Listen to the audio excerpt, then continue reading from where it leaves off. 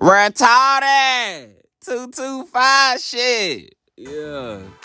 I'm from Brooklyn and I'm from Baton Rouge at the same time. It's real weird, but a lot of I have a real eclectic taste in hip hop, and it's like not just from one concentrated area. Most people's list can be like you could tell where they from. Like, oh shit, this motherfucker probably from New York. He got mad Nas, Jay-Z, But like I appreciate from all sides, and I recognize legends and game, and I recognize like what's real in life. You know what I mean? And Boosie Badazz is definitely one of those figures and one of those one of those monuments and people, those huge figures in hip hop.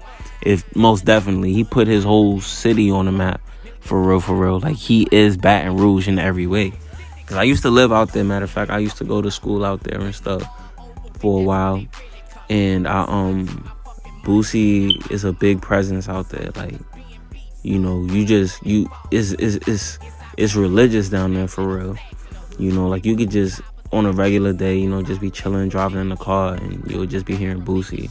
And that's what people do. Like, you know what I mean? Like, it's not a lot to do out there. There is, but it ain't always the best route. But, it's a lot of stuff you can get into out there.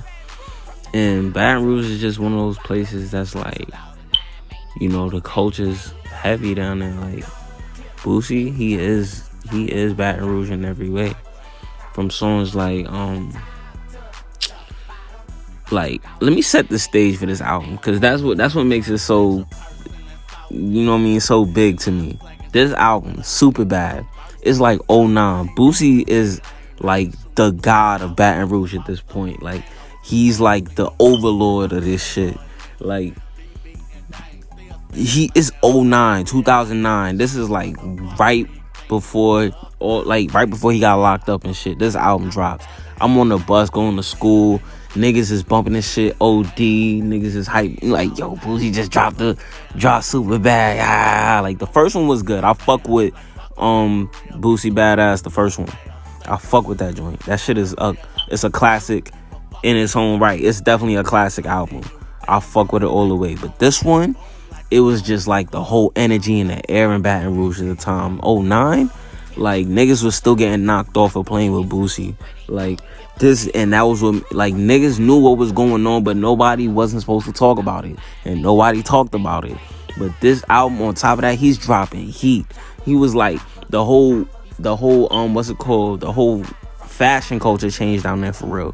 Niggas started wearing Levi's again. And at this time, like, Blazers is popping, like the sneakers. Blazers is popping, like, he really brought Levi's back. Like, niggas was really rocking Levi's, and it was fly. Like, you was rocking Levi's. It's not like it was like, well, you gotta wear a pair of Levi's, but like, if you was wearing Levi's, like, it was like niggas didn't look at you funny like how they would today though. But like, it was just the thing out there. But like, the whole everything, like, he was still visible in Baton Rouge.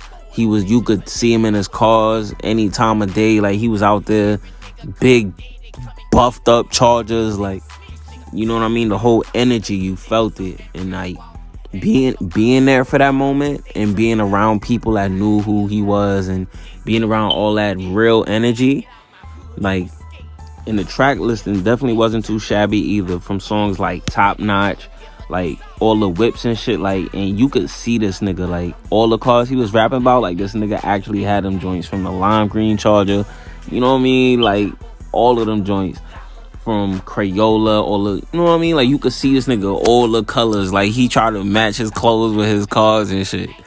Bankroll with the big money. He brought back the old shit that he was doing.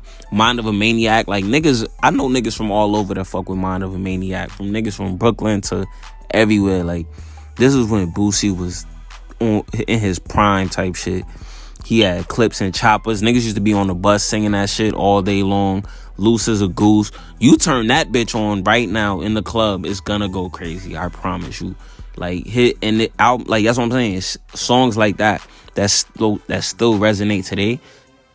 That's what I'm saying. This album is so monumental, and like, people slept. Like, I feel like some people slept on it. They would pick out whatever tracks they like, but as a whole project, this album is pretty stacked, man. Like, on that one, like, I fuck with that one song, Lord have Mercy, with his drunk uncle on there and shit. Like, I fuck with that shit heavy, man. But this is a great album. You know, if you get the chance, pick that shit up, man. This shit is definitely like, you play this shit in your car, you gonna be feeling like you Boosie or some shit.